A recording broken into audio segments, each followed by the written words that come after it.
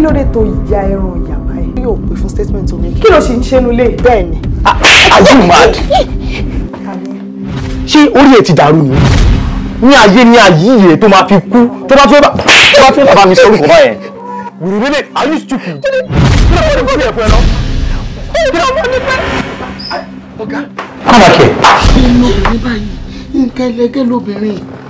Pápá ìyàwó yín. Sórí wọ. You flouted it and you call it a trivial issue. Ẹ pẹ̀lẹ́, ó máa wá bẹ́ẹ̀ ilé ẹ̀kọ́ ni.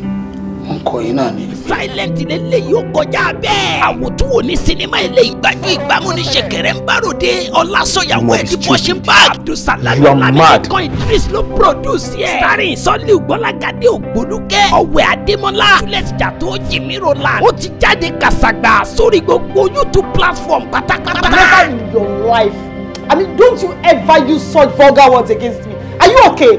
Ṣadé. Sẹ́mi ni ó jáwèrè ni. You slapped me. Màá tún gba ilé kan sí.